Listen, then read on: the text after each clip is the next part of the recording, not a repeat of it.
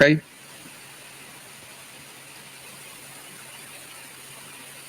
Welcome everybody to this digital panel discussion entitled Professional Platforms Joining Forces for a Strong and Resilient Language Industry during post-COVID. Today I'm going to moderate this session with Rudy LOOCK. So let's first introduce ourselves. So my name is Françoise BAJON and I'm the owner of Version Internationale, a French translation company based in Lille. I've been a member of the Lille expert group at the European Commission since 2011. I was the president of ELIA, the European Language Industry Association, for 7 years. During my terms, I took numerous initiatives to bring together the different industry stakeholders, which I believe is key to the valuation of our industry. Rudy?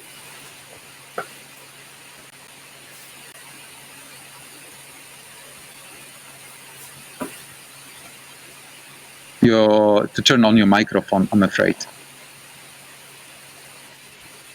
Sorry about that. Hello, everyone. So my name is Rudy LOOCK. I'm a professor in English Linguistics and Translation Studies at the University of Lille.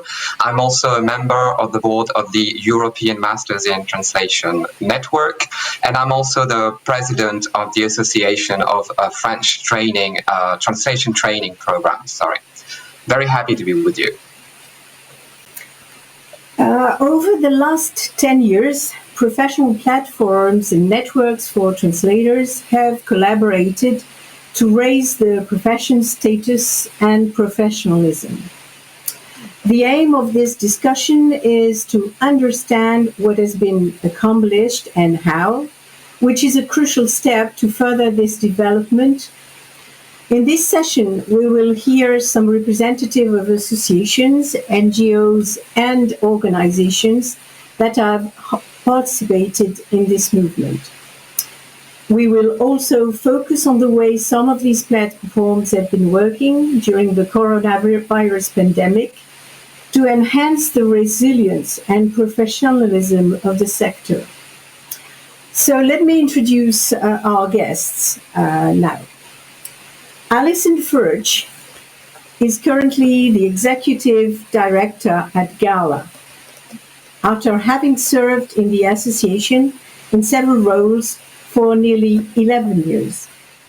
Collaborations and partnerships have always been part of Allison's purview. She has happily worked with dozens of associations, universities, non-profits, and industry companies on projects and initiatives of mutual importance. She's based in Seattle, and thank you, Allison, for being with us this early. Dr. Yvonne CLEARY is Head of Technical Communication and Instructional Design at the University of Limerick, Ireland. She was a member of the Erasmus Plus funded TEKOM Frame project. This project aimed at identifying competencies and developing sample curricula for technical communication, including a sample curriculum for a technical communication specialization course on a translation program. She is a member of the TEKOM Advisory Board for Professional Development and Training, and she is leading the TEKOM International University Network project. Jeannette STEWART is a strategic leader helping brands achieve global growth, business revitalization, and transformation. She founded Translation Commons, an online volunteer non-profit platform offering free tools and resources, helping graduates acquire working experience and creating visibility through global impact programs. As the CEO of Communicare, a life science language service provider, she's been involved in several high-profile projects, notably for the European Medicine Agency. She's committed to volunteerism, and she's served on the board of directors, moderated and participated in various educational, women's, and health charities. And again, thanks for being with us at this early time. Mirko Silvestrini is the CEO of the Italian translation company Rapitrad and president of Unilingue, an Italian association of translation companies. He graduated at Venice University in foreign languages and literature. He's currently the EUATC ambassador at the EU. EUATC is the European Union of Associations of Translation Companies, in which Mirko covered the role of president for 4 years and vice president for 4 years. Mirko is also a member of the board of TEKOM Europe Advisory Board for Professional Development Training, a member of the Lille Experts Group at the European Commission. He holds different positions in other business-oriented organizations, both in Italy and in France. And finally, Henry DOTTERER is our last guest. He's the founder and president of prose.com, a community and directory of freelance translators, interpreters, and other linguists. An MIT graduate and former engineer, Henry launched prose.com while working as a freelance translator in Japan. Today, Prose has over 1 million registered users. About half of prose.com paying members are in the EU. He now lives in Syracuse, New York, USA. So it's a little less early for you, Henry, but thank you for being with us overseas. Pleasure to be here. So let's start with some introductory questions to set the scenes. First set of questions. So how would you define a professional platform? How would you relate the term to the notions of networking and communities? And is there anything specific about professional platforms in the translation industry as opposed to other professional platforms?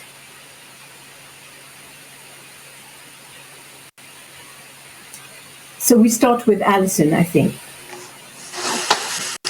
All right, thanks, Françoise. And I just like to say thanks for having me. And it's a pleasure and an honor to be sharing the stage or the platform, as it were, with all of you. So platform is an interesting word. In English, it can mean a lot of different things, but I think of it as an opportunity to initiate action. It doesn't have to be based on technology, although that's commonly used these days. For Gala, we're an association of companies and organizations. And so for us, we consider a professional platform to be an opportunity to initiate learning or networking or visibility opportunities or professional development or industry growth. And so through our programs and our services, we provide a platform for industry professionals to take action and, depending on what that action is, accomplish certain goals. The second part of that about community, I would say community is fundamental to our definition of a platform because the community is the resource. It's the key resource. So there are experts in the Gala community and in the wider professional community that facilitate the learning or the networking. So community is essential. And then as for how we differ from other industries, that's hard to say because I haven't been in another industry. The only thing I have a sense about is that I think this is a generous group. I think that there's something in the work of language and culture that attracts, I think it goes both ways. It attracts people that are interested and curious and have kind of a spirit of generosity maybe. And then I also think it nurtures those qualities, empathy also in people. And so it turns out that our platforms, I think, are highly engaging, highly focused on sharing and generous. Thank you, Allison. Jeannette? Hello, everyone. Thank you so much for including me in this wonderful panel. I am excited to speak about platforms because Translation Commons is a platform. So to answer your questions, I would define a language-related professional platform as an infrastructure that creates value by facilitating exchanges and interactions between parties. Perhaps the secret is to harness and create large scalable network of users. So a good professional platform would have to be easy to create interactions, meaning sharing and collaborating. 2, to attract users and active participants. And 3, to provide value so it can be sustainable. In the language industry, I believe we have all types of platforms like all other industries, because we have technology platforms where we have continuous localizations, we have marketplaces, we have on-demand services, we have content creation platforms, crowdsourcing, and many other types of platforms. I don't think we actually lack in any of the types of platforms. Perhaps where we're different is the scale and the number of users. So for example, if we take Facebook that has about 1 million active users, but when they created their translation crowdsourcing platform, it only had a few thousand. Let's take another example. eBay has over 2 billion transactions per day, but SmartCat or any of the other marketplaces we have only has a fraction of that. However, what we have a lot of than other industries may lack is a very strong sense of community, as Allison mentioned. And we have networking channels that we use existing platforms like LinkedIn and Facebook. And in these platforms, we are able to differentiate and create shared experiences. And then to bring it a little bit on Translation Commons, we are a very specific type of platform. We are a commons, meaning a place to meet, and it's open to everybody. It is possibly one of the most diverse platforms in our industry because we cater for all languages. For example, our COVID-19 poster had over 350 crowdsourced languages. We cater for students and professors, for linguists, for technologists, terminologies, sales, marketing, and possibly any career path in our industry. And we have a value firmly on being able to interact, learn, share, network, engage, and collaborate. And that's what makes us a platform. Thanks. Yvonne, so what's your take? Okay, sorry. Thank you. Thank you very much for including me in this platform and in this panel. I'm really glad to be involved. So I come from a different discipline than translation. I'm in technical communication. And I see a platform as a tool that enables that kind of interdisciplinary collaboration, and where we can share, get together and share ideas and engage and have good collaboration. So in technical communication, we have a lot in common with translators. We work often in private industry, but in software and manufacturing environments where we're developing content. And like translators, we're supporting users, and like translation, there's a lot of teamwork and a lot of collaboration in technical communication, and we're using different tools and different systems. So there are a lot of synergies, but obviously differences too. And I see a platform linked to the second part of the question on communities and networking.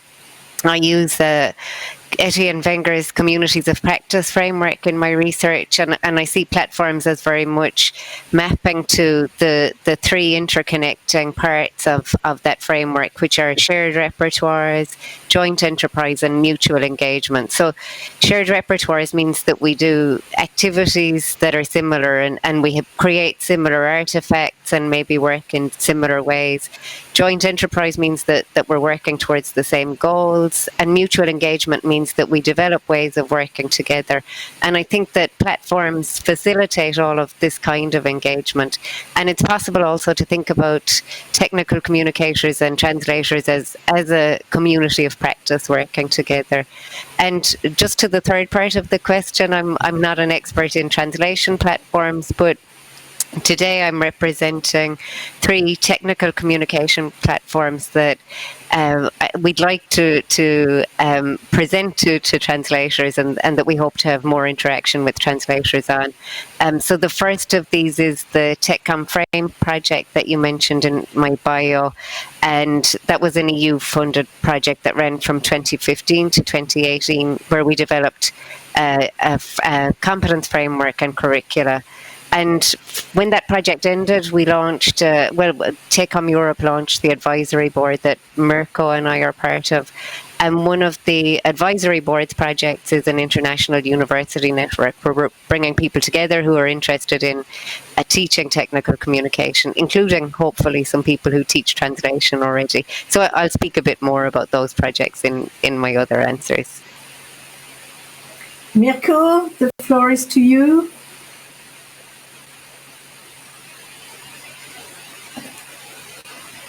We cannot hear you, Mirko. Sorry. Merci, Françoise. Good afternoon to everybody. No, Can you hear me now? Yes. Okay. Thanks a lot for the big audience we have today. Thanks a lot to the colleagues in this panel. I will quickly reply to the question by mentioning a famous American author, Michael Hyatt, who's an author, a blogger, and a speaker, and he provides this definition of platform. It's the thing you have to stand on to get noticed and heard. Today's platform is not made up of steel, but of people. People in your personal and professional network that you have a connection. Your platform is the means by which you connect with your existing clients and key influencers. You might connect through personal conversations, email, newsletters, website, or through speaking engagements. No matter how good you are, if you don't have visibility and a strong connection with a group of loyal supporters that know, like, and trust you. And I would like to add also what is not a platform or a common misuse of the term platform. It's when it's used to describe an integrated suite of software products. Yes, that is also platform, but what concerns us is mainly the possibility of having interrelations with people and to share knowledge from a professional point of view. But I can assure that in all these years, through the various platforms I have been knowing, there have been also excellent friendships that have been created. So I'm quite an enthusiast about platforms, and I will talk later about the platforms I know and in which we are. Thanks a lot. Thank you, Mirko. So, Henry, who obviously knows about platforms, so what do you have to tell us about these topic? Thank you, Françoise. Well, my august colleagues, and I'm going last here, have put it, I think, offered definitions much better than I would be able to. But I can talk about how we think about our role in providing a platform, what was obviously one of the early platforms in the industry. And I would say that this is how we think about it. Our mission says that we empower, so we enable. And what that means for us is that we identify problems in the industry. And our first client are freelance translators and interpreters. And our next client would be LSPs, particularly small but also large. So we've made it our job, our role, to identify problems in the industry and think about creative solutions. And our solutions almost always involve some sort of a web technology. So we do some programming, we offer up a tool, but then we bring to bear the power of a collaborative community. So one of our first important features, we call it Kudos. It's a way for translators to help each other with difficult terms. And then when they do so, they gain points that affect their directory position, so that when you search for, say, a French medical translator, the people that come to the top would be those who have helped other translators with difficult French medical terms. And then, over the course of facilitating this sort of interaction, of course, we build up what was Yvonne's term, a repertoire of a term base that people can search. So, we kind of come up with one of these creative solutions, we offer it, but then the most important thing is bringing to bear the power of that collaborative community, so that you're not getting the answer from a machine, but we're sort of empowering people to assist each other with tough terms. And we've done that in a variety of we have over 50 unique services like that. So we have to keep our ear to the ground, kind of see what's going on, offer some creative solutions. A lot of times they're wrong, we adjust them. But we're just trying to empower businesses. And because there's such a diversity in our industry, one LSP can look very different from another. One LSP might be 2 people, another might be 20 or 200 or 2,000. So we tend to offer our features in a use-at-will way. You can use this, you don't have to use that. And we know that you're going to run your business how you want to. So we don't try to dictate, we just offer these tools that you can use. And then an important part of our role, and I think all of us here, people ask me in the early days, are you a software business? Are you a product? Are you a service? No. We're really just a trusted venue. That's the most important thing we do. So we try to create an environment where people are safe, where they can kind of interact in a trusting way, and they take it from there. And really, it's how people collaborate with each other after that. As far as what makes our industry unique, I really like what Allison said about the generosity and curiosity, which I think are very characteristic. I would add to that a value orientation. It's not a fancy industry. It's not a wealthy industry. Everything we do, we have to be value oriented. And one thing I'm proud of at pros.com is, we found a way to create a platform where people can meet. Someone can post a job, someone can express interest, parties can meet and work directly. We don't hide names. We encourage people to get together directly, work directly. There's no commissions, anything like that. And I'm proud that, I don't see that in a lot of industries. So I think we're pretty value oriented as well. Thank you, Henry. So, Rudy, the next questions is related to training, so you're the best person to ask them. Yes, thank you very much, Françoise, and thank you for your definitions of the concept platform. That was very, very interesting. I would like you to address now the topic of training, because what is very specific about the translation industry is that with all the developments, people clearly need training, either because they are professionals, they need upskilling, they need reskilling, or we can also think about students. So my question for you will be a double question. First of all, what do you think platforms can actually do to help professionals upskilling and reskilling at a time when there are so many changes in the industry? And the second part of the question will be related to professionals to students. How do you reach out to them? Because you use the word community a lot in your definitions of the concept platform. How do you reach out to them, and what do you think we could do, how we could work, for example, between universities and your platforms to help translators to be in their training? So we can start with Allison. Okay, thanks.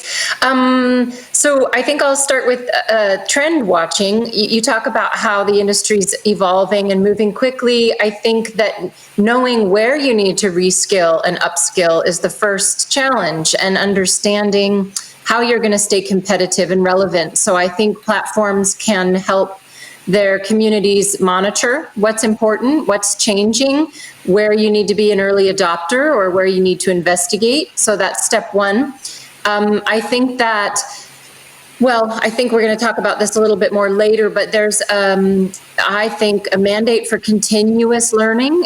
In the old days, it was a bit different, but now we are we've got to keep focusing on improving and professional growth. So I would say something that Gala is working on in that department is what we call our special interest groups. And an example I'll use is a new group that's coming later this year or early next year, which is machine translation post-editing training. And so obviously, that's an important area for reskilling or upskilling, or for learning for new folks. And then we'll give people a platform to talk about that. As for the second part of your question, Rudy, at Gala, we reach out to students through the universities, the programs where they're getting trained, and we offer free memberships to academic institutions. And with those memberships, the faculty, staff, and students all have access to Gala resources. So a huge archives of webinar and conference recordings is really key. A lot of faculty will use that in their curriculum. And once those young professionals or new professionals are in the network, they're part of the platform and they're part of the community. That's how Gala's reaching out to students. And as for the cooperation, we're always trying to figure out those ways. So one of these new SIGs, these special interest groups I mentioned, will be focused on global talent, and really that's bridging the gap between industry and training in universities. That'll be something new in the 2021. Okay, thank you very much. Can we move on to Yvonne now? Yes, thank you. As far as this question goes, I hope it's okay for me again to talk about technical communication and our links to translation. So technical communication is a new discipline, and there are not very many academic programs in Europe, and that was the reason that we set up the TEKOM Frame project that I mentioned already. It was to increase the number of educational opportunities, and then also to make connections with other disciplines. And translation was a particular discipline that we wanted to make a connection with, because we were aware of some job mobility across the two disciplines. So we developed a competence framework during that project, which was a 22 subject map where we had skills and then we mapped them to learning outcomes. And it was based on research, but also on industry input. And it has been published by TEKOM Europe. So we want universities to use the framework. And we developed some sample curricula at different levels, which takes me on to the second part of the question, because one of the sample curricula was for a suite of modules that could be incorporated into a master's program in translation. So we envisaged these modules fitting into a program where we would build on the existing strengths that translators had in language and linguistics, but also where they would develop new skills like user-centered writing and visualization, and also AI and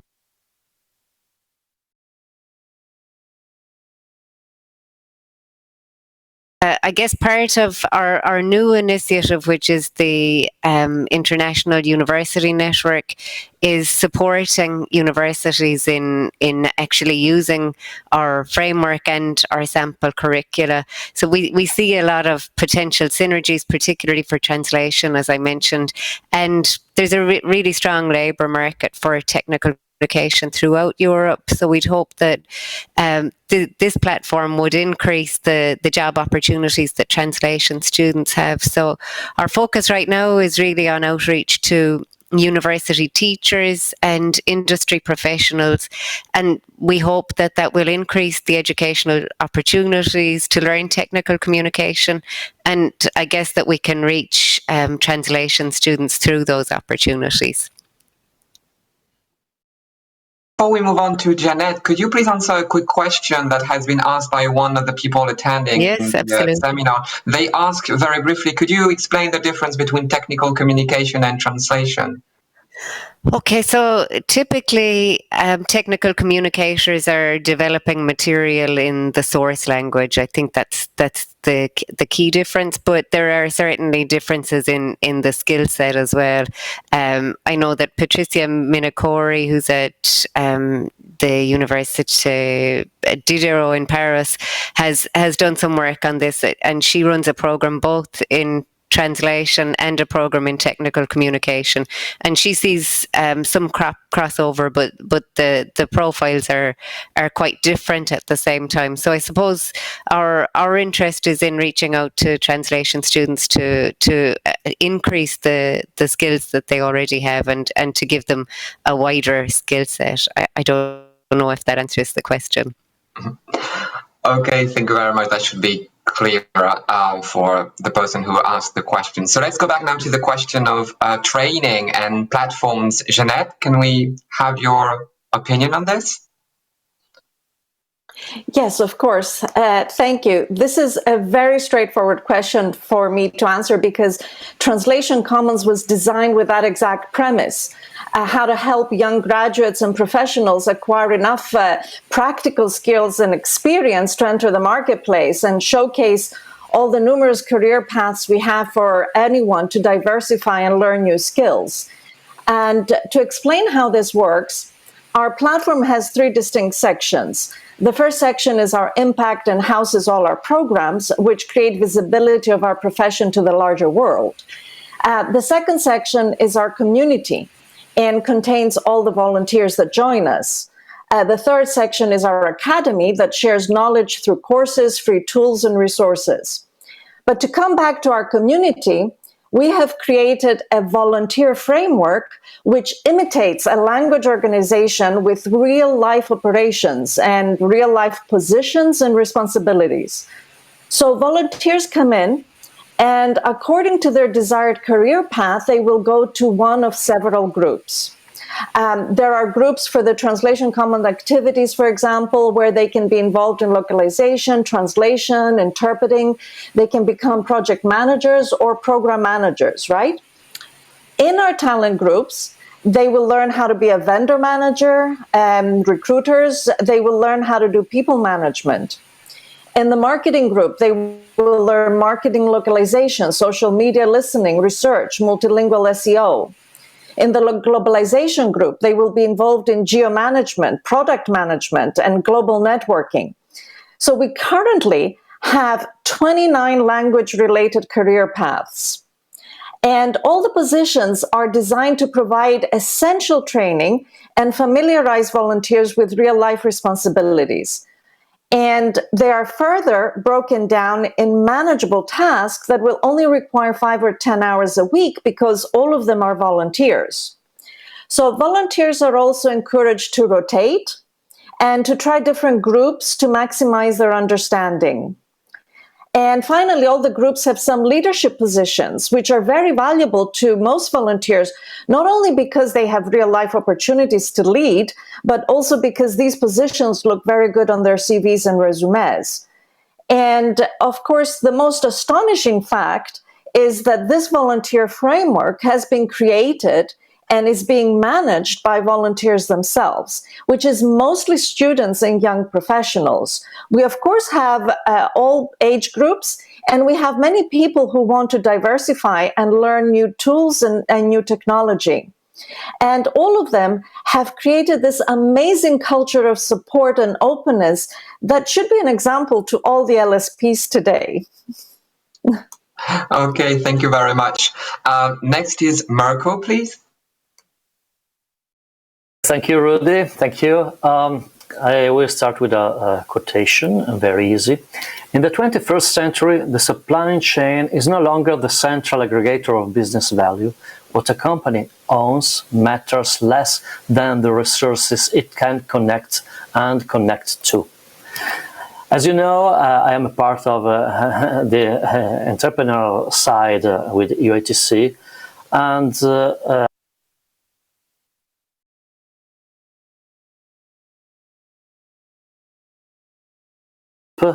at the EMT, and also a member of the TEKOM board for professional development and training.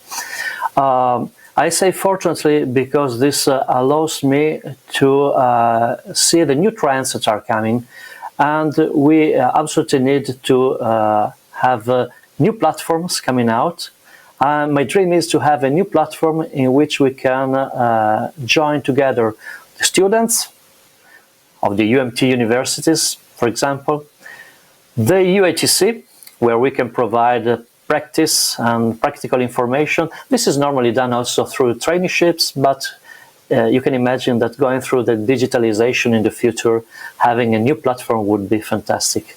And also to have our colleagues of TEKOM joining us so that we can have people, students, understanding the new trend of translation and technical communication in a single big platform. This is a little bit a dream that I'm going to propose to our colleagues, but would be a great help to favor the union between students and companies. You know that sometimes it's difficult for a student to start working with companies, and these platforms would be the possibility, a big possibility for them. So welcome again these platforms, and of course these are the new trends in my opinion. Thank you. Thank you. Well, dreams are meant to come true, aren't they? Lastly, on this question of training and platforms, Henry? Hello. I'll excuse in advance. My dog has chosen this moment to come over and make herself needy. But, well, platforms and training, I mean, platforms are great for training. And I think we've heard from the other panelists here some very interesting ideas and facts about the opportunities available for students and others to get trained. And I think this was something that was very important during the pandemic period. Well, we're still in it, but you know, in these platforms, you have people who know how to do stuff and are doing stuff, and people who would like to know how to do that stuff. So, you know, of course, you have the option of offering training sessions and so on, videos, etc. But you also have in platforms the opportunity to see people working. So like you can go to pros.com and see people are helping each other with terms, and you kind of get a sense of how they think about translation or what resources they use and so on. So yeah, platforms are really great for that. As far as the student part of the question, there's still a gap, and I think we're doing a better job of filling that gap. You know, you heard about Jeannette's model, which I think is a fantastic model. You can actually go in and start doing this stuff. And that's true at pros.com as well. In the same way, you don't have to have graduated to come to pros.com. You can join, indicate that you're a student. There are people that you know, there's mentoring. You can take classes. You can watch other people work. You can see how they deal with their, let's say, CAT tool issues or MT. All of this, you can actually be in the company of people who are practitioners. But there's still a gap, and I think a big source of that gap is, ironically enough, it's mindset, it's confidence, it's boldness. And what I would encourage is for students and also universities to be bold, to be confident. It is an industry, I mean, people don't always say it, though they don't shout it from the rooftops, but it's an industry where you don't need a license. They help and they're good. It's good to the extent that we do have credentials and so on. And there's obviously certain situations where they're necessary and required. But you can be a professional in this industry as long as you're good. And that's the important thing. And how do we get good? We get good by doing. We get good by being humble. We get good by asking questions. So I would encourage students right from the get-go. And there are programs that do that. You get the students into these platforms, Translation Commons, pros.com, whatever else, and start interacting and start doing, where the professors can look and say, hey, do this, or can make corrections along the way. That's the world we live in. You know, get in there, iterate, get better, make yourself good at the profession, and you'll make it. Thank you. Thank you. Thank you very much. So thank you for your input on the issue of training. I'm now giving the floor back to Françoise, who will discuss the topics of visibility and outreach for platforms. So thank you, Rudy, and the different guests to enlighten us on the training part. So one other topic which is very dear to my heart is the visibility of the profession. I've been this is a topic I've been pushing and pushing because I think that we're still ignored as an industry, and we need to put all efforts to change this. I've been trying to do this when I was at ELIA, also together with the group of the Lille experts, and that's why last year the TEF was about the visibility of the profession, and it was a great achievement, I think. There's still room to improve, and so we're going to ask our guests how the platforms can improve this. So, to what extent have professional platforms helped improve the visibility of the translation industry and the translation professionals? And what could be done to improve such visibility via professional platforms? So, Allison, first of all, what can Gala do? I think that they're essential just as a way to amplify all the voices that are in the community. So I think this is a goal shared by everybody. They want more visibility. They want more recognition and clout. When we talk about it at Gala, this is a tough challenge because translation specifically has often been relegated. You all know this. It's a cost center. It's a last minute thought. And our goal has been to try to train some of the content creators that it's better if you think about it early, and it's better if it's part of your strategy. And thinking about globalization rather than translation at the end of the process is where they need to be. So there's a component of education that platforms can do. And I think cooperation, like with technical communicators, is a perfect example. When technical communicators understand that writing for translation can smooth the path for everybody, that's a win. And so I would say that the other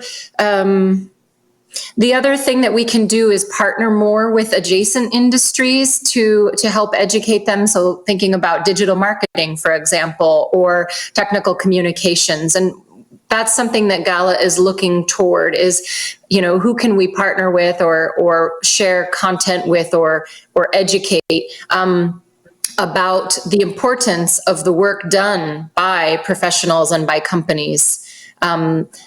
Françoise, was that the whole question? Was there a second part you wanted me to address, or is that good? What could be done to improve the visibility via the platforms?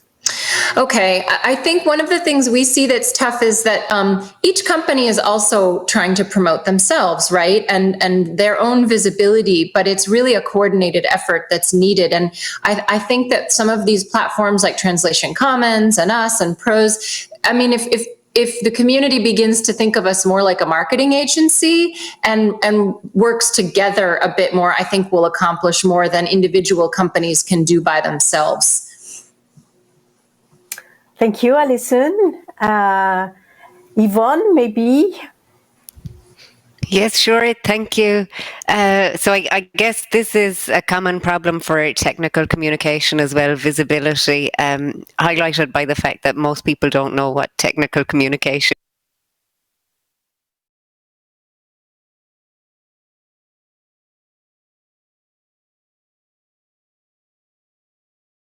interesting and rewarding career, and that's what a lot of the platforms are working on now. So we have similar issues in technical communication, that it's seen as a cost and a service and an add-on, and it's not always considered or visible up front. For visibility, I think what can help is when professional associations really decide to push a project or to facilitate communities and to facilitate networking. So I think a certain amount of work can happen organically, but at a certain point, the associations need to develop projects and to develop supports and structures for them. So I'll just mention as an example the university network that we're currently working on. So we all thought this was a good idea, I think individually, that technical communication teachers or anyone who's interested in this should get together and work together, but it never really went anywhere until TEKOM Europe and the advisory board started to work on it and made a project from it. And that project began with some research where we all contacted our networks, and we surveyed them to find out what they would want from a project like that. And we had about 50 responses, which is actually, we were very happy with it, because there isn't a big pool of people who teach technical communication. And what we learned from that survey was that people really do want to engage, but they want to engage in particular ways. So they don't want another conference. They want a different kind of platform, and one that connects back to that idea of communities of practice that I mentioned earlier, because they want to be able to have this mutual engagement, to work on things together and to share information and to share resources. So a lot of the responses we got about what people would like from that network were mentoring, to be a mentor or to be mentored, to share resources and to work together on projects. So this network is open to translators too, I should say. If people teach translation or are interested in having technical communication as part of a translation program, or just interested in having more input, the project is open to them. Thank you, Yvonne. Jeannette? Yes. So I think that there is a growing visibility of our profession. And I mean, I would like to think that social media platforms have helped us on this one. We have a very large presence in the main media like Facebook, LinkedIn, and Twitter. I believe 10 years ago in LinkedIn's drop-down menu of industries, there was nothing relevant to our industry. But today, and it has been for some time now, there is a category, translation and localization. And this is probably because of the high level of activity that our professionals have on LinkedIn. I just did a quick search and I found 5,000 groups relating to translation, interpretation, and localization in LinkedIn. And I would say that this is an indirect visibility. By using LinkedIn and this particular platform, we created a clear demarcation line of who we are, what we do, and how we communicate, and we have become visible in this sense. And this idea builds on the concept that Allison just mentioned, that the industry should collaborate and use platforms and organizations like Gala, PROS, Translation Commons, and others, as a marketing, as an indirect visibility. So the visibility of our profession has always been on everybody's mind, and a lot of people do a lot of things for our industry. So, for example, there are many publications right now that have added language as a category, and they often showcase many issues and news from our industry. And I believe that different sectors can do different things within our industry. But perhaps the most effective way for us as Translation Commons is to participate in global humanitarian projects and to share our expertise. So to bring it back to the platforms, one of our largest programs is our Language Digitization Initiative. And we have been a social civil partner to UNESCO's International Year of Indigenous Languages, which is now, of course, turning into a decade. So through this initiative, we help communities digitize and we enable them to get their languages online. But soon after we started, what became evident was that what we needed to take a holistic approach to integrating these communities into a digital global environment.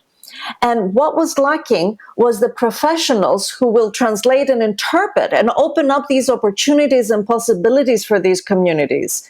So with our professors and trainer volunteers, we are now creating translation and interpretation courses addressed specifically for Indigenous languages, and we're creating certification programs for Indigenous communities and language to help them become professional. And this is all, of course, online on the Translation Commons platform, and it'll go live in the next year, before the decade. But one thing that surprised us was that most communities that were already translating into and from their regional dominant languages had never thought that this could be a profession that could bring them income.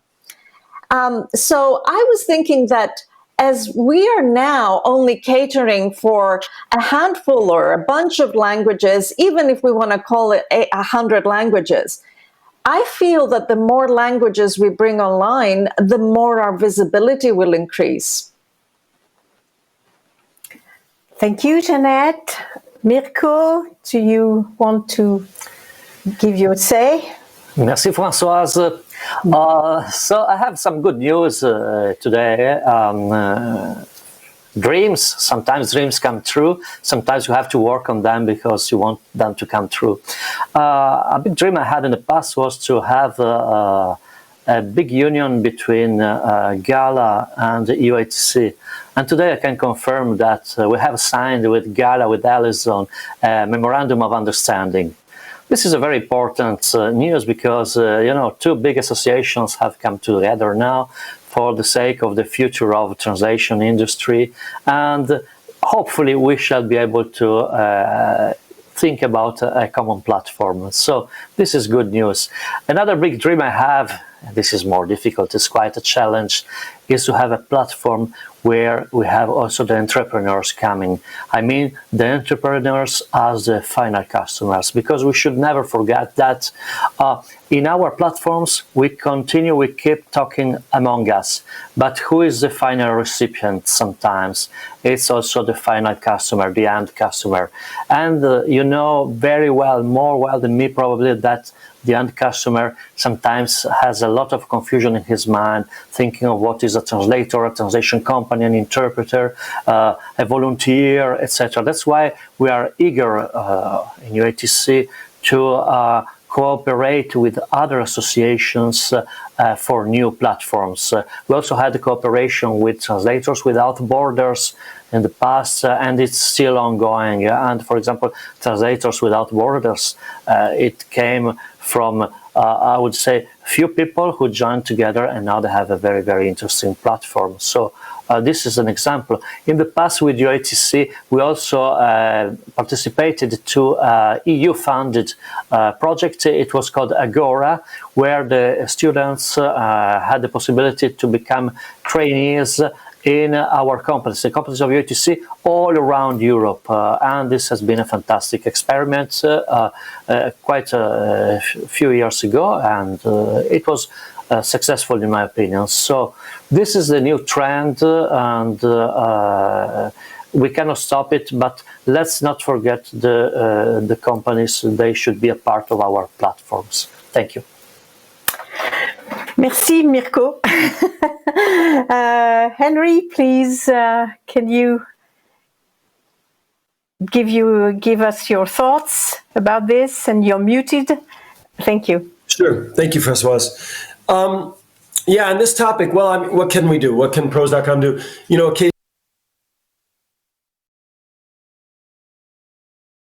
the Facebook's largest translator and interpreter group, I think we have about 40,000 active members. And they recently wrote a document, it's a pretty nice document, Translation, the Inside Story, a behind-the-scenes report from the world's largest translator community. And it was just written not for the industry, but for the outside world. And I want to acknowledge efforts like that have come from the community and are great. And I think we could do more like that. It sounds like what Allison's describing is very good. You know, you notice that clients who come to Gala events are better informed than the typical client and so on. So I think there's some good stuff going on. But I think we have to acknowledge as an industry that we really haven't done a great job, or that maybe it's just a very difficult problem to have our industry recognized outside of it. And it sounds like the same problem for technical communication. And certainly, you know, maybe it's an unsolvable problem. Maybe we have to resign ourselves to the fact that we're going to be, we're not going to be in the spotlight. Maybe that's how it's going to be. But maybe we can get better recognition. I think we have over time been recognized more. It's a more global world. Language plays a part in that. I think people understand that. But certainly we have to coordinate efforts. None of us is so big alone that we can teach the world something. We definitely have to. It's great to see that that's being recognized, and I really appreciate the comments from Allison and from Jeannette, and even the way you've asked the question, Françoise, because I do think we have to get on the same page and have a unified message to the world if we're really going to make more progress in that respect. Thank you, Henry. So thank you, Mirko, also for alluding to Translators Without Borders, which I wanted to quote as one of the very first platforms, really, that made the translators visible. I also want to quote the efforts that the European Commission and the GGT put in September in the Discover Translation campaign. It was really a great campaign on the platforms, on Facebook in particular. So this contributes to the visibility of the industry and the recognition of the industry. And this topic of visibility to the world has been something that was really important to me because also, as somebody quoted, I don't remember who, we're essentially talking to ourselves. That is to say, it's good to have associations, and I'm not the one to say the contrary, but essentially we're talking to ourselves, which is very comforting. But what we want to achieve is really talking to the world and saying the world that we exist and we have really an added value. So I think we can only achieve this by this type of initiatives, that is to say, bringing everybody together to have a common effort. Finally, I'm going to hand over to Rudy for the final set of questions about evolutions of platform. Thank you very much, Françoise. So yes, indeed, the last question we're going to address together is the evolution of platforms. We would like to ask you, in a world with so many current challenges, of course, things are changing, things are evolving. We would like you to discuss the evolution of professional platforms. Have you seen some specific trends these last few years? Have you noticed anything new? How do they evolve? How have they evolved up to now? And what about the future? And what about, we need to talk about this, about the influence of the current crisis, the current pandemic. Has it already changed a few things? Will it change things, do you think? I think that will stay with us. And this gives me the opportunity to talk about two questions or comments that I saw in the Q&A. Someone is asking, well, how many platforms do we need? And I guess that behind this question, there might be some criticism that there are too many and that it's hard to maybe be aware of all of them and participate in all of them. And also one of our 121 attendees made the comment that, okay, platforms are good, but what we see at the moment is that professionals and also students, they go together on Facebook groups. Is this something that you have noticed? How do you see that in relation to platforms? So that's probably a lot of questions. I'm sorry. I'm going to sum them up before giving the floor to Allison. What we want to discuss is, have you seen any trends, any changes this last few years in platforms, and what do you think the future is going to be for platforms? So Allison, please. I took a few notes this time, Rudy. Okay, so yes, changes in recent years, I would say continuous learning is the theme. So in the earlier days, I think it was more focused on courses or certificates or completion of some milestone. And instead, what we're seeing now is continuous learning opportunities. And I'll go back to the special interest group example. The model is to meet monthly and to choose a subtopic and discuss it, talk about challenges. Maybe they work on a deliverable about it, but it's happening every month. The cast of characters changes. You don't always have the same people. And so there's this commitment to continuous learning, I would say that's different in recent years. As for how COVID has changed it, for sure, we're seeing a digital acceleration. You can read that in any news or business magazine these days.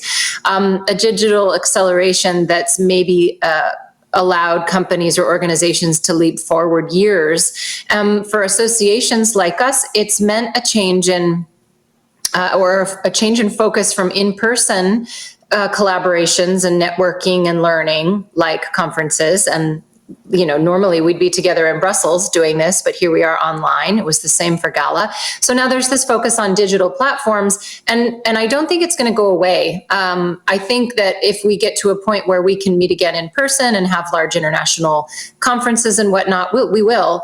But I don't know that this would stop. And so for me, that's kind of the hallmark or the legacy that COVID is going to leave. You asked two other questions about, are there too many platforms? And then what about these alternatives that students are using? And not just students, it's this abundance of, and by the way, free a lot of the time. And I noted a question in the Q&A.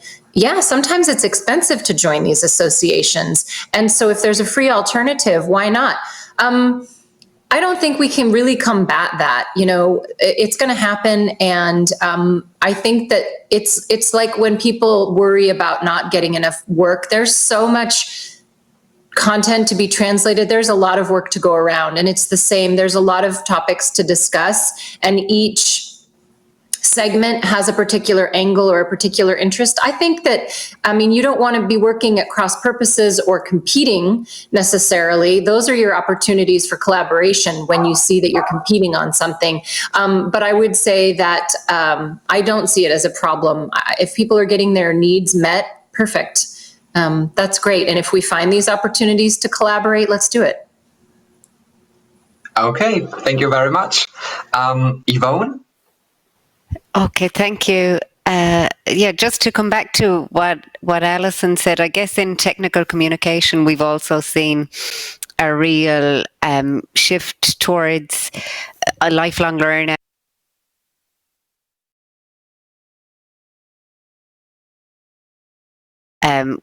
That kind of learning to happen. And platforms are also really important, going back to the question of visibility. They're also really important for visibility, I think, and that's been a big trend in TEKOM.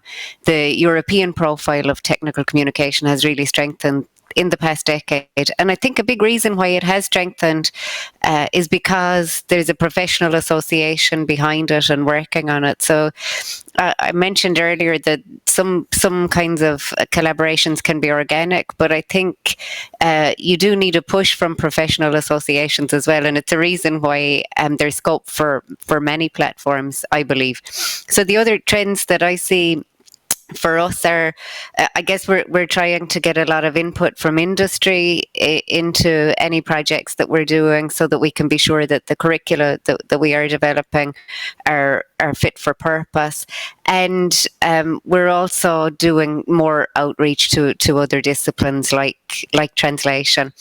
As to the pandemic, I don't know if I can say anything new or meaningful. It's so hard to process. But I do think that the kinds of engagement that we have now are in some ways much more flexible. So I doubt that it would have been possible for me to go to Brussels in the middle of the semester to attend this event. And so that's just one example of being able to collaborate with another group and to change, to upscale your networks and that kind of thing. And so I think it's a trend that as Allison said, I doubt that it will go away. And so our first meeting of the university network is happening on the 25th of November.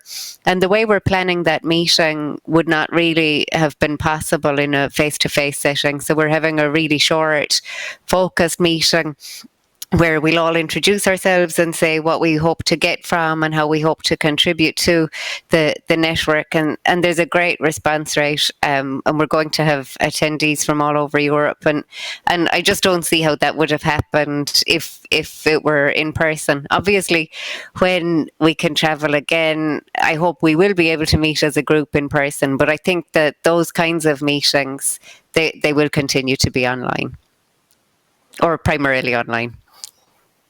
Okay, well, thank you very much. Jeannette now, please. Yes, thank you. I think we're very fortunate to have had great digital platforms and a couple of decades to get used to them. Because if it wasn't for them, how could we have endured several month lockdown like we just did? Our languages, our businesses in the language industry have survived. We were able to stay in touch with family and friends. These are important things that we managed to do through the platforms. And it was so successful that not everything will go away, back to the way it was, as already, both Allison and Yvonne have mentioned. Our industry is in general very highly advanced in technology and automation. And although not everybody is necessarily on board, mostly everybody knows how to use our automations. But I feel that one of the sectors that was mostly affected by the pandemic was the interpreters. And just a small parenthesis to say that we have Interpreter Commons and Translation Commons, and it has been one of our very, very first groups that was formed more than 4 years ago. And what they have always been doing since day one was to examine the technology that is being available and the platforms, to test them, report them, and work with the various automation and platform providers to give them feedback of how to improve their product and quality. And this technology for remote interpreting, thankfully, is already in place today. It may not be perfect yet, or it may not be widely used, but it is in place.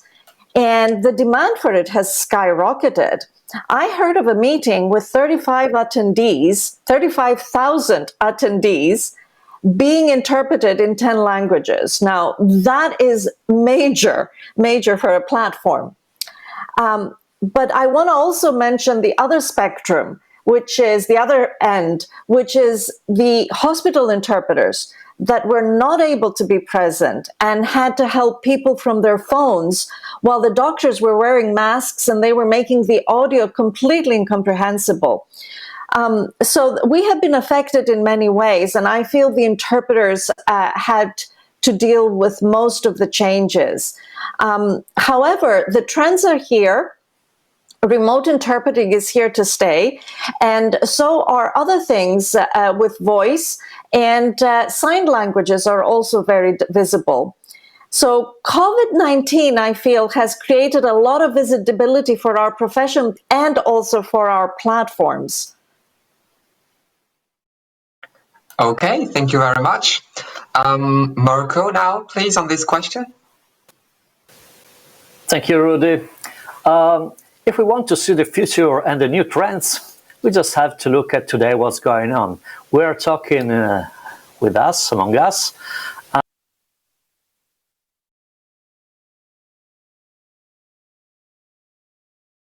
To which I congratulate with them. We don't see them, but I know that they are working with us today. So thanks a lot. This is a new trend. The new trend will be going deeper and deeper into the digitalization. And as Jeannette correctly said, we are not going back so quickly. Let's see. Okay, there is a negative side about the COVID, a very negative side, a sad side, we know it. But there is also some positive side, which is bringing all our colleagues more and more into the platforms, into digitalization. And at the beginning, when COVID started in March, I remember that my colleagues' interpreters were desperate. They were used to go to the customer and interpret, having interpretation on site, etc. And after a moment, they became resilient, which is a very important word today. And they started to organize themselves into using the online platforms. And nowadays, I have some colleagues, interpreters, that are working every day and even more than in the past. So these are the new trends. And these are the new trends in which young people will believe, should believe, because sometimes they're even faster than me into thinking things for the future. So I'm quite positive on this. I'm quite eager to learn new things and using new platforms. So quite positive, even if the situation is bad, but we are not going back to physical meetings only. So let's get into digitalization. Thank you. Okay, thank you very much, Mirko. And finally, on this question, Henry? Thank you, Rudy. Yeah, I mean, I'm going to agree with the other panelists. I think what I'm going to point to most, very interesting to me, is that people who were traveling in different circles, hanging out in different places, have now been brought together. And as Mirko said today as an example, I think this is a very diverse group of panelists. And people that hadn't been talking are now together and getting on the same page. I mean, it's interesting that different people would call our industry different things. You know, an LSP might say they're in the localization industry. Yes, the translator, they'll say they're in the translation industry. We call our industry a different thing. Now that we're kind of working that out, we're sorting that out right now. I see cultural adaptations. So where, you know, I mean, you might have a CEO roundtable, and that's a different flavor than a freelancer event or what have you. Now everybody's in the same room, and I see, you know, I mean, we're democratized by the pandemic situation. I mean, my dog came up, anybody, you know, we're all in our homes. And I see that end clients are more, they have a better grasp of freelancing in general. I see often mediated by LSPs, but you see end clients working directly with freelancers. And there's certain efficiencies that can come from that. Business models are being upset. And I think that's another contributor to the fact that really I've never seen personally so much interest and willingness to collaborate. And I think it's a very exciting time to be in this industry. It's a nice feeling that now parties that were separate are kind of coming into the same room and going, hey, what can we do together? And I think that the parties that collaborate and find ways to kind of maybe say, okay, this is how we've always done it, but let's think about doing it a different way, or here's what we could do together. I think the parties that are able to do that are going to be the ones that make a difference for the industry going forward. So it's a great time. I really appreciate this opportunity today, and you know, just enjoying this moment. Well, thank you very much, and thank you all of you for your input on this question of the evolution of platforms, and you really focused on what is going on at the moment with a lot of positive thinking, and that's good. We need that. So it seems that platforms clearly have helped and are still going to help the industry to stick together in these challenging times. So thank you very much for all this. Françoise, we now have something like a little more than 15 minutes for the Q&A session. Maybe I can start with because I saw at least two questions on the same topic for you. How do you deal with people who work illegally, who provide translation services illegally on your platforms? Do you have any possibilities to deal with that? Anyone willing to answer? Yes, Henry? Okay, yeah, on that, I think our approach is we're an open marketplace, like Translation Commons, I guess. And, you know, to say someone's illegal, well, you know, they might be illegal for one thing and not illegal for another. So what we just try to do is we try to provide the tools. I think Nativey spoke, someone from Nativey spoke yesterday and today. So they would go to a Nativey or companies like that, maybe have a more filtered group. Within our platform, we have kind of subgroups, like we have our Certified Pro network. So we, you know, as a third party, have verified that they do this professionally, that they're a member of whatever association, that they've passed the ATA exam or these sorts of things. So we just, we gather data, we put that data out there, but we leave the vetting to to the clients. That's what we do. Okay, thank you. Anyone else on this question? It's not a relevant issue because we No, don't... well, I saw.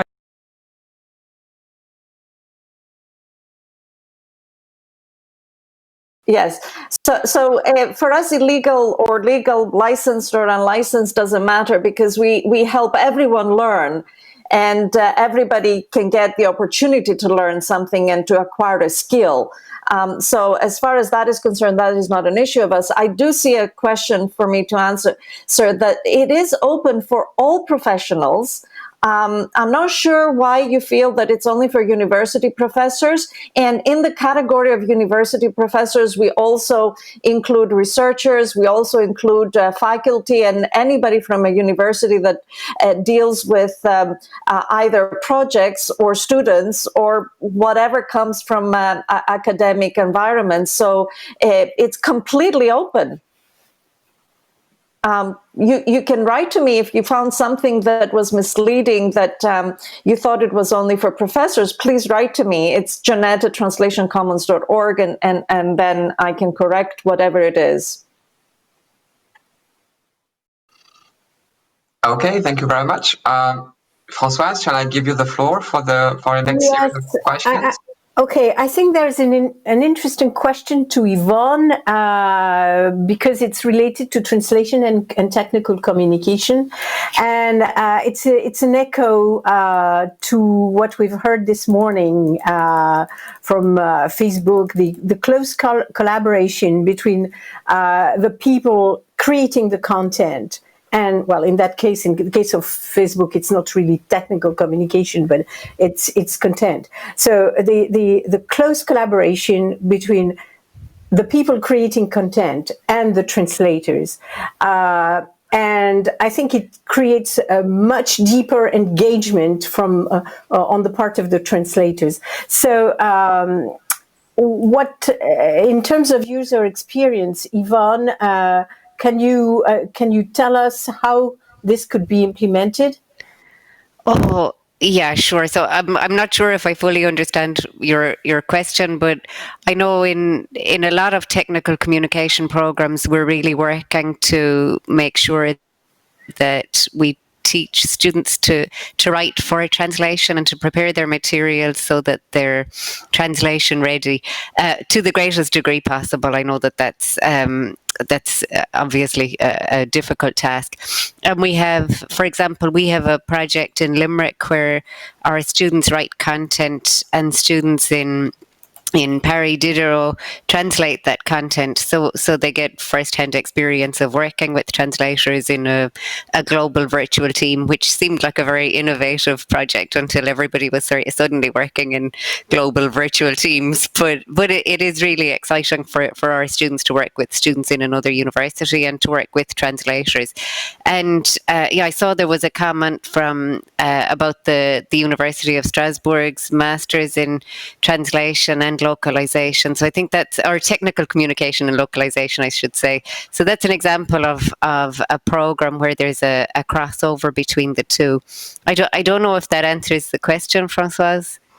Well, partly, but in the real life, I mean, do you see any possibility to have the content creators and the translators collaborate more closely?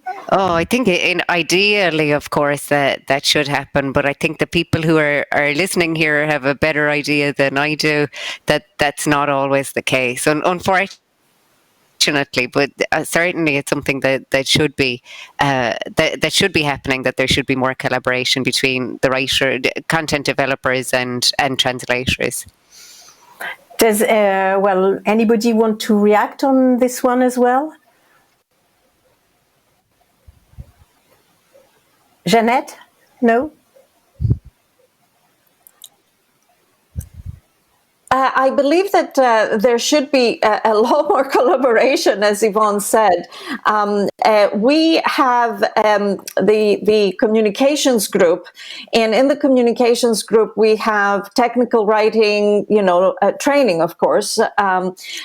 We have content writing for the website. We have content writing for blogs or for articles. We have the opportunities for people to interview others and write about it, how to write, marketing posts in, the various social media, and how to create campaigns and how to, follow through with different types of things.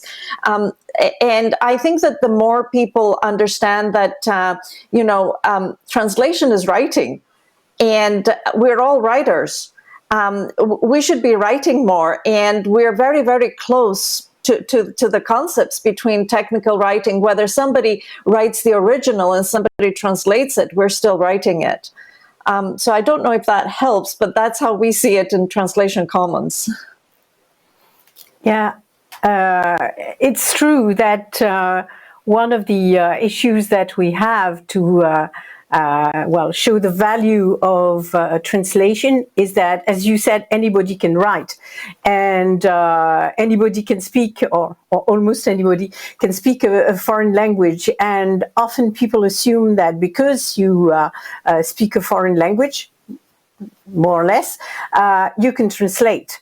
And we all know, because we are all in the translation industry, that this is not the case. And the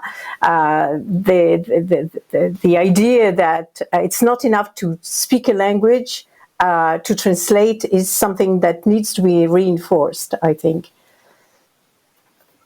There's a whole set of questions about platforms being too expensive, not free, tools being too expensive, not free, prices to associations being too expensive. So maybe you can answer these ones.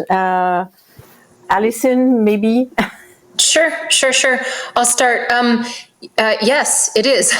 It is expensive. So to the particular question asked, I think it's important to clarify that Gala is not trying to be an association for translators. We are an association for companies and for now academic institutions as well. So our members are corporate members. They're not individuals. We don't sell individual memberships. And 20% of them are global enterprises, what we all would consider end clients or direct clients, with teams, internally. Imagine their budgets. They're quite different, right?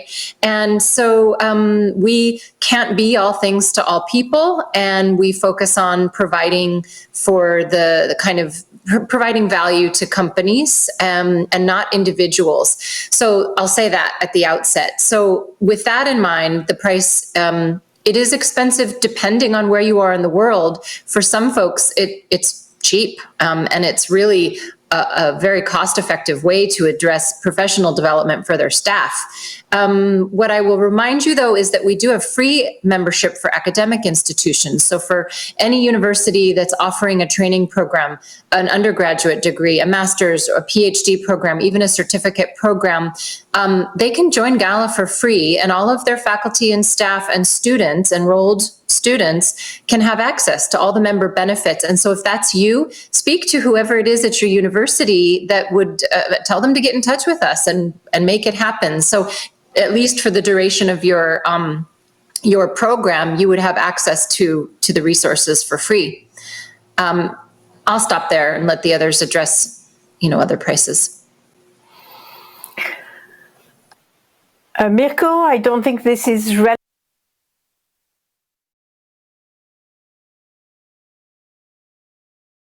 Right, Françoise, this is not relevant to EUATC because, as you know, our members are the nations, so our fee is not that high because it's a sum of all the various translation companies belonging to a nation. and nobody has ever complained. I mean, in the beginning, somebody asked us to help them to grow up when there were small associations, and we accepted allowing them to pay a small amount in the beginning, and then when they became more numerous, then they were able to pay the full fee. But again, it's not a big fee. I think yes, the registration is more connected to the other colleagues, but for UATC we don't have currently any problem on that. Who wants to answer to this one? Henry, it seems.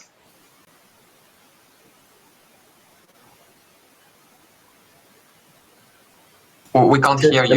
Yeah. Okay. I'll roll it in with another question. I think the number one question is why is prose old? So I'll just summarize as that, and it's really related. I mean, we have worked hard to be extremely affordable, and generally we get credit for that. I mean, people often say, hey, it's a no-brainer. The first time I got a client, I paid for 10 years, this sort of thing. So I'm happy with that. And it's one of the reasons. I mean, that's something we've done strategically. We never took outside investment. We just, on the money that comes from our members, we invest in development. We generally prioritize development of new stuff. So, stuff that's been done in recent years, the mobile app, we've got an interpreter network that we plug into platforms, that's generated a lot of work for our members. You're going to see new interfaces on these things. We have the TM Town acquisition. There's a lot of new interfaces. And then within prose.com, as we can get to each area, we update it. Kudos has been updated. The Blue Board's been updated. The directory's been updated. So seeing the number of people that agree here, I imagine this is related to the job posting system, which it's one that we haven't got to yet in terms of a major upgrade, but we will. So thank you for that question. But yeah, I think we try hard to be affordable. We serve freelancers after all.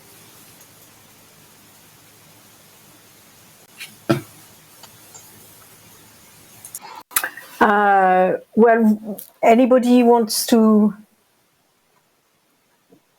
Okay. Well, just one last remark about the tools or the platform being free. Well, behind every tool, behind every platform, there's work. And therefore, this at stage must be paid in some way. So I don't think the freelancers would like to work for free. So why should platforms and tools be provided for free, but at a reasonable price, of course. Rudy, you want to have a last question, because I think we've got 4 minutes left. Maybe I would like to relaunch the question that was asked earlier, because not everybody dealt with it, and I had the feeling it might be quite important. Do we have at the moment maybe too many platforms and people don't know where to go? So how do you see, should they be complementary? Do we have too many? What's your feeling about this? Because if I think about students, generally when we tell them about all the platforms that exist, they kind of want us to tell them which one is the best. And of course, there's no answer to this. There are different kinds of platforms and they have different roles. But this clearly also gives the feeling that maybe there are a lot of them, and it is hard, especially for newcomers, to identify where they should go. Do you have any feeling about this, the number of platforms? Yes, Henry? Yeah, I think it's going to happen naturally. I mean, take virtual events. There was a 2-week period this year where, I don't know, there was like 12 or 20 virtual events. Everybody's getting invited to speak at each one. And it just can't continue like this. So there's going to be consolidation. And I think those among us that collaborate or die, right? So I think it's going to take care of itself, in my opinion. Anyone else on this question? Yes, I agree with Henry. We do have quite a lot of platforms, and every business is a platform as well, or a lot of them are. And it's very difficult to say that, no, you can't be a platform because we have too many, because our work has changed and it's now online. Therefore, the collaborations are happening online. So a lot of LSPs that they have their platform with their clients want to have everything in that platform, the same way the clients want everything in their platform. So there's a little bit of a competition of when do you need to be on a platform, for what reason. And then you come to the collaboration platforms that are not there for necessarily to make money, like quite a few of us here. And even us, we each serve a different sector or a different concept or idea. And if we were to try to do everything, we would not be good at that. But we can be good at doing one thing or two things or three things. And I think that is something we have to face. That's the way, the digital world right now is. It would have been a monopoly if it was just one big platform doing everything. So I feel that it's a good thing. Jeannette, I think we're going to have to end this session. We want to thank all the speakers to having participated in this session, in this panel. We hope the audience enjoyed the discussions. There are some questions that were not answered, and I think that if they want, they can reach out to you. You've got you're reachable. Rudy, one last word if you want. Just a big thank you to the panelists. Thank you, because we learned a lot that was very interesting, and I think the attendees realized that as well, because the number of attendees actually kept growing up and it never went down for an hour and a half. So that's excellent news. We had 124 attendees plus. So just a big thank you to everyone. Well, thank you, everybody, and we look forward to the next step. Maybe online. Goodbye. Bye-bye. Goodbye. Bye.